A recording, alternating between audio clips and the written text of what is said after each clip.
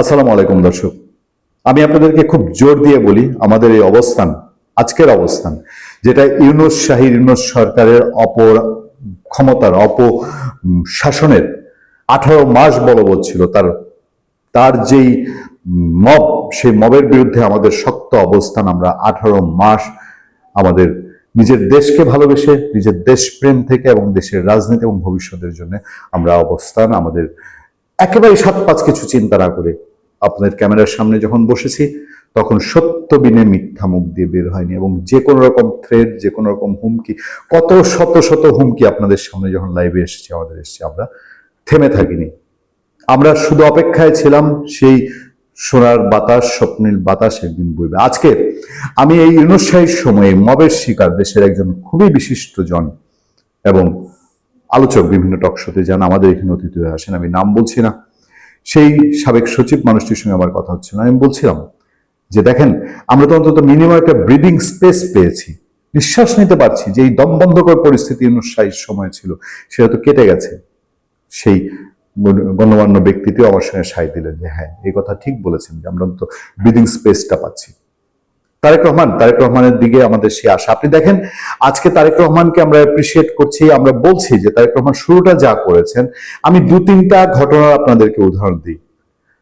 তারেক রহমান বাংলাদেশের প্রধানমন্ত্রীর নির্দেশে অপহরণ হওয়ার 1 ঘন্টার মধ্যে একটা শিশু উদ্ধার হয়েছে। আপনি চিন্তা করতে পারেন, নিশ্চয়ই তিনি সেই নির্দেশ দিয়েছেন যে আমি দেখতে চাই, এবং দেখতে চাই বলেছেন। ওই বলে না, গোড়া ঠিক থাকলে সব ঠিক। আমরা আরো কি দেখেছি, বরিশালে বিএনপি পন্থী আইনজীবীরাই মব সৃষ্টি করেছে আদালতে। সেই বরিশালে বিএনপি পন্থী আইনজীবীদের সংগঠন, তাদের সভাপতিকে গ্রেফতার করা হয়েছে। শুধু প্রধানমন্ত্রী চান বলি, আমি বিশ্বাস করি প্রধানমন্ত্রীর নির্দেশনা ছাড়া এই তাকত কারো নাই।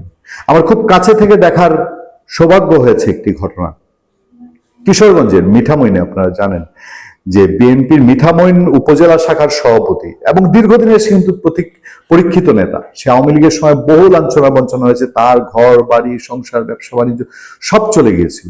কিন্তু 5 আগস্টের পরে ওই লোকের চেহারা পুরা দানবে পরিণত হয়েছিল। তার ইমেজ, তার কর্মকাণ্ড সব নেতিবাচক ইমেজ আর কর্মকাণ্ড ছিল। সেই লোক নিজের বাড়িতে যাওয়ার জন্য সরকারি 10টি গাছ কেটে ফেললো। এ নিয়ে সোশ্যাল মিডিয়া সহ পুরো পত্রপত্রিকায় তোলপাড়। পুরোটা রাত, আমরা আজকে 25 ফেব্রুয়ারি 2025 আপনাদের সামনে যখন কথা বলছি, তার আগের রাতে কিশোরগঞ্জ পুলিশ প্রশাসন তটস্থ ছিল। আমরা জানি, আমরা এইটুকু অন্তত অনুমান বুঝতে পেরেছি, তথ্য পেয়েছি যে প্রধানমন্ত্রীর নির্দেশ ছিল এই অপরাধীকে সায় দেওয়া যাবে না। অর্থাৎ প্রধানমন্ত্রী যেখানে ঠিক আছেন, সেখানে বাংলাদেশের যে কোনো কিছুই অন্যায় অপরাধকে রোধ করা যায়। আমরা আশা করেছিলাম যে যেই মূল অস্ত্রটা ছিল এই ডক্টর ইউনুস শাহী, সে মব দিয়ে দেশটা চালিয়েছে। তারেক রহমানের সময়ে তার নেতাকর্মী কেউ এই মবকে লালন করবে না। কিন্তু আজকে আমরা যা দেখলাম সেটা দুর্ভাগ্যবিনে কিছু নয়। হোসেন মনসুর, আমরা এর 3-4 দিন ধরে বলতেছি যে আমরা বাংলাদেশ ব্যাংকে কি নিয়োগ হয়, বাংলাদেশ ব্যাংকের গভর্নর চেঞ্জ করতে হবে, সেই নিয়োগের উপরে বাংলাদেশের অর্থনীতির অনেক কিছু ডিপেন্ড করে। আমরা এই হোসেন মনসুর, এই লোক ডক্টর ইউনূসের সঙ্গে নাচতে নাচতে ইংল্যান্ড গেছে, ইংল্যান্ড গিয়ে ঘোড়ার ঘাস কেটে এসছে। তারা নাকি বাংলাদেশের সব অবৈধ টাকা উদ্ধার করে নিয়ে আসবে। আরো কি কি করে নাই, অন্যায় ভাবে বাংলাদেশকে এই গণভোট, অবৈধ গণভোটকে অবৈধ গণভোটে জিতানোর জন্য সে ব্যাংকিং খাতকে প্রভাবিত করেছে। সে ডক্টর ইউনূসের যত রকম অর্থনৈতিক অপকর্ম সবকিছুর সাক্ষী হয়েছে। এই লোককে শুধু বাতিল কেন তার চুক্তি, তাকে তো আইনের আওতায় আনা প্রয়োজন। কিন্তু সেই লোককে আইনে আয়ত্ত করতে গিয়ে তার উপদেষ্টাকে নিয়ে বাংলাদেশ ব্যাংকে কেন মব হবে? সেই মব করার রাইট কে দিয়েছে? যেখানে তারেক রহমান, স্বরাষ্ট্রমন্ত্রী সবাই মবের বিপক্ষে। স্বরাষ্ট্রমন্ত্রী বারবার জোর দিয়ে বলছে যে মবকে অ্যালাউ করা হবে না। তারপরে বাংলাদেশের ঢাকার কেন্দ্রস্থলে সচিবালয়ের কয়েক কিলোমিটারের মধ্যে এই কোত্থেকে এই হিম্মত পায় যে আজকে এই মবের ঘটনা ঘটলো।